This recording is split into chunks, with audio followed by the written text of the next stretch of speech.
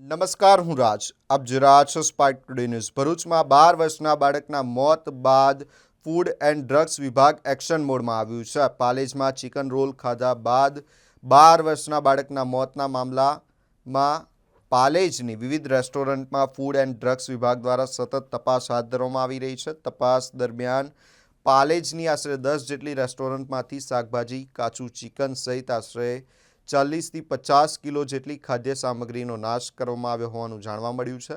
આ ઉપરાંત ભરૂચ નગરપાલિકા સામે આવેલી ઇન્ડિયન બેકરીમાં પણ ફૂડ એન્ડ ડ્રગ્સ વિભાગ દ્વારા કાર્યવાહી કરવામાં આવી છે. પફમાંથી દુર્ગંધવાળું બટાકું પૂરણ મળી આવ્યું હોવાની ગ્રાહકની ફરિયાદ બાદ વિભાગની ટીમ બેકરી ખાતે પહોંચી હતી. તપાસ દરમિયાન ઇન્ડિયન બેકરીને ક્લોઝર નોટિસ આપવામાં આવી છે અને પફ સહિતનો જથ્થો કચરામાં નિકાલ કરવામાં આવ્યો છે. સાથે જ ઇન્ડિયન બેકરીના પફ સહિત વિવિધ ખાદ્ય સામગ્રીના સેમ્પલ પણ લેવામાં આવ્યા છે, જેને તપાસ માટે મોકલી આપવામાં આવશે. પાલેજની રેસ્ટોરન્ટ બાદ હવે ભરૂચમાં પણ ફૂડ એન્ડ ડ્રગ્સ વિભાગની કાર્યવાહીથી ખાદ્ય પદાર્થોની ગુણવત્તા અને સ્વચ્છતા સામે સવાલો ઉઠી રહ્યા છે.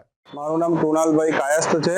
હું 4:15ના ગાળામાં આપણે ઇન્ડિયન બેકરી પર પફ ખાવા આવેલો હતો અને પફ ખાતા મેં જોયું કે અંદર કંઈક કાળું છે અને પછી એ જોયું તો એ સડેલું બટાકું હતું, જેથી મેં દુકાનદારને કીધું, પરંતુ તે લોકો ખાલી બદલી આપીશું એમ કરીને છૂટા થઈ જવાની વાત કરતા હતા. જેથી મેં ફૂડ એન્ડ સેફ્ટી ઓફિસરને બોલાવેલા અને અત્યારે એ સ્થળ પર આવી ગયેલ છે અને તેઓએ સેમ્પલ પફના લીધેલ છે અને આગળની કાર્યવાહી શરૂ કરેલ છે.